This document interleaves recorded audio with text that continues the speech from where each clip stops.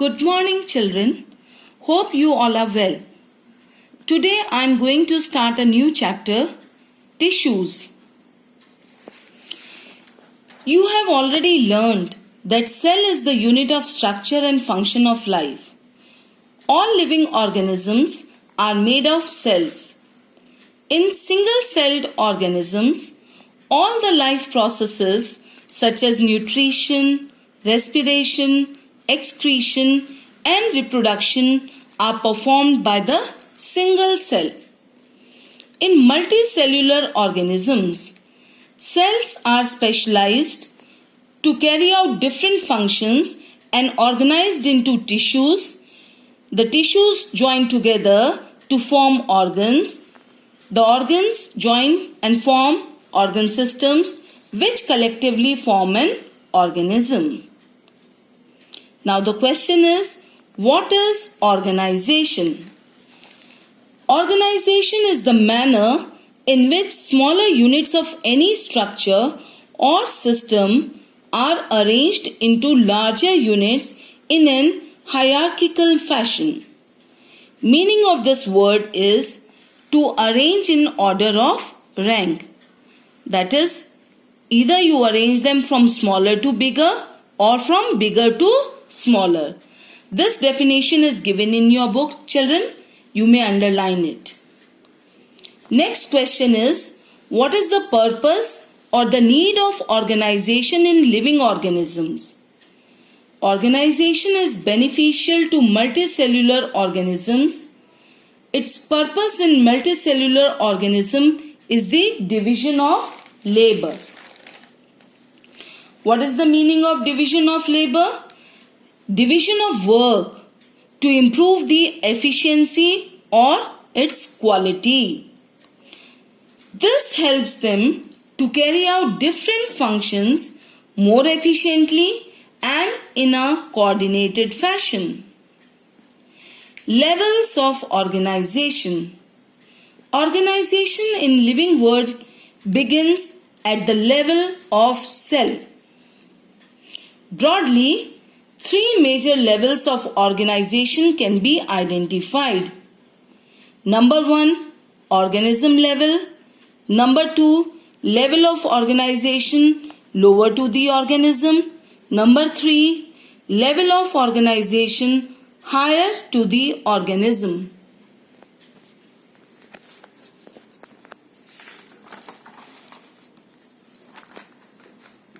Now you can see a picture. In this, I have marked organisms here, and below it is marked as the lower level, and above the organism it is marked as the higher level. Organism level of organization. An individual organism, either unicellular or multicellular, it may be a plant or an animal, is a separate biological unit. It performs all the life activities. Level of organization lower to organism. This is the organism. Now lower to organism. From molecular to organism level include molecular level. Number 2, cellular level. Number 3, tissue level. Number 4, organ level.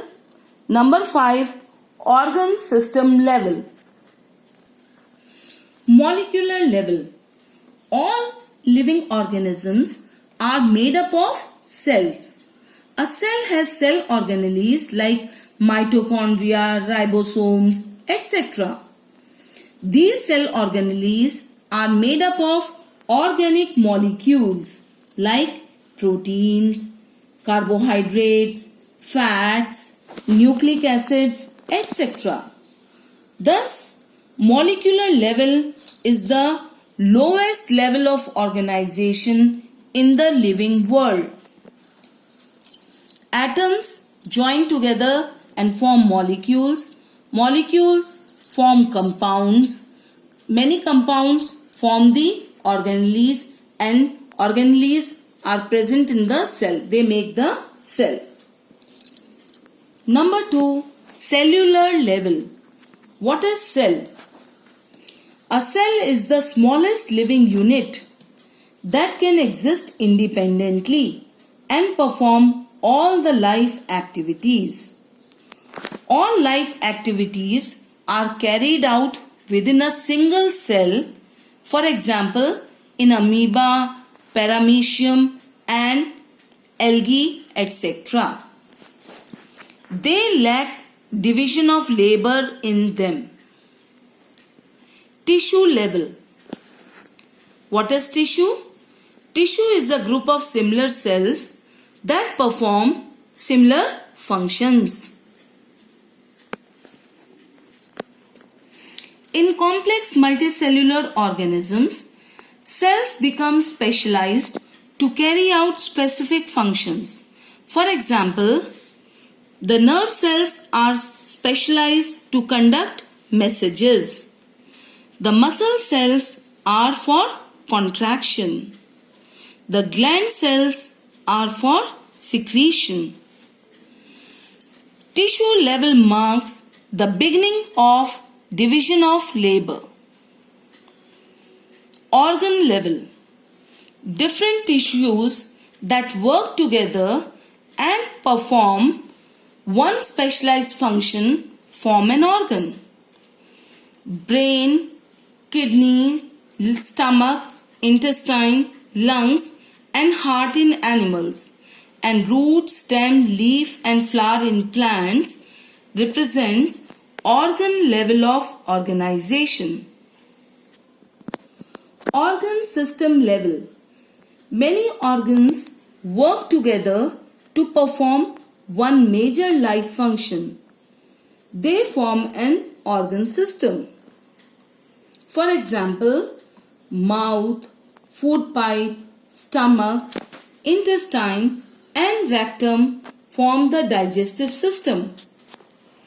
Heart and blood vessels form circulatory system. In plants, root system and shoot system are there.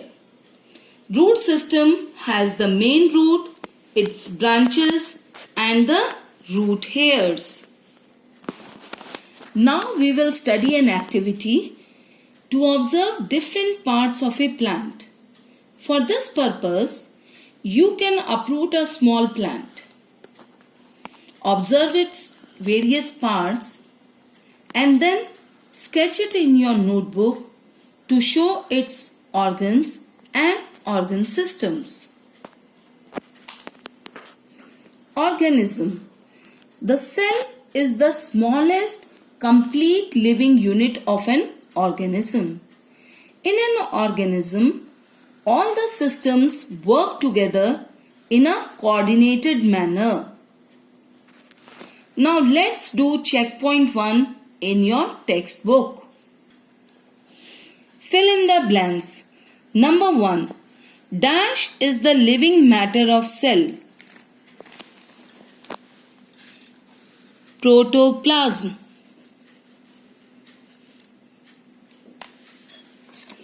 Number 2. Cell organelles are made up of dash molecules. Your answer will be organic molecules.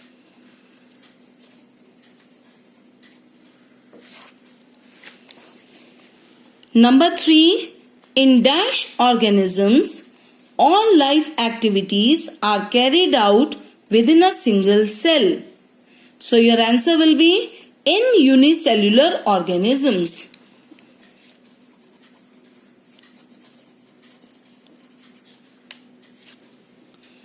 Number 4. In an organ system, many dash work together to perform one major life function.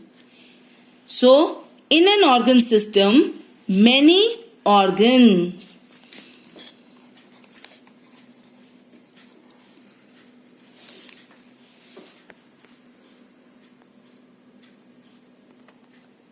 Now we will study about levels of organization higher to organism.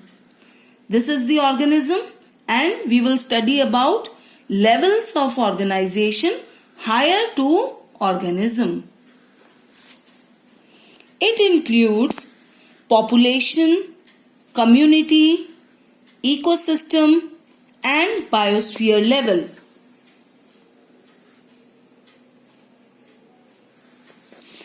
As no organism can survive in isolation, therefore, they react with living, that is the biotic, as well as abiotic, non-living components of its environment.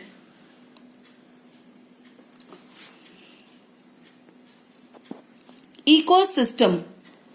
The members of a biotic community and the abiotic components of their environment together form an ecosystem.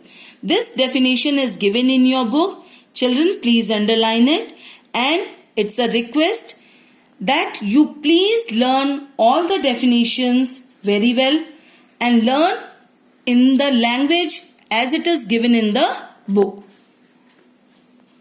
Children, now we will study about the biosphere level. And before I start, what is biosphere? A part of universe that supports life is known as biosphere. It comprises all the ecosystems of the earth. Next point, it includes life on land, in water and in air. It is divided into 3 parts. Number 1, hydrosphere. Number 2, lithosphere. Number 3, atmosphere. Now we will study about them in detail. What is hydrosphere? Hydro means water. It includes all the water bodies, that is plants, lakes, streams, rivers, seas and oceans.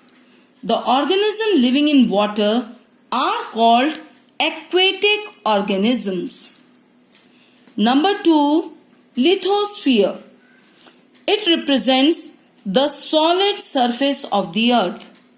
It includes both the upper surface, which supports the plant, and the deeper layers where animals live in burrows. It is formed of soils and rocks. Atmosphere, we know about it. You have read this in your lower classes also. It is the gaseous covering that envelops both hydrosphere and lithosphere. Organisms and their spores exist in the atmosphere up to 7 to 8 kilometers above sea level. Birds and insects are aerial animals. So, it is the gaseous covering that envelops both hydrosphere and lithosphere. Now we will study about the plant tissues. The plant tissues are mainly divided into 2 main types, the meristematic tissue and the permanent tissues. Meristematic tissues are formed of actively dividing young cells. Characteristics of meristems: the cells are oval and small. They have thin walls. The nuclei is large and centrally located. The vacuoles are either absent or very small. Location of meristem: they are found at the growing points in plant like the tip of root, shoots and branches. Apical meristem is found in root, shoots and branches, and lateral meristem leads to the growth in thickness of the stem and root. Functions of meristem: help plant to grow in length as well as in girth. Meaning of girth is thickness. You see that the plant grows in length, whereas the size of the stem also increases, width. So we call it as girth or thickness. Number 2, all new organs like bud, branches arise by division of meristematic cells. permanent tissue are formed of mature, differentiated cells. These cells are specialized to carry out specific functions. Characteristics of permanent tissue. Permanent tissue is derived from the division of meristematic cells. Number 2, the cells do not divide because they become differentiated. They may be alive or dead. These cells have different shape related to the function they perform. They have thick walls and large vacuoles. Nucleus is displaced to one side. Now, location of permanent tissue. Permanent tissue form bulk of the plant body. They are present in all parts except the meristems. They are present in all the parts of the plant except the meristems. Types of permanent tissue. Permanent tissues are again divided into two types: simple permanent tissue and complex permanent tissue. Now, dear children, we will study about the types of permanent tissues in detail in the next class. Read the chapter from the book. Hope you like the video. Have a nice day. Thank you.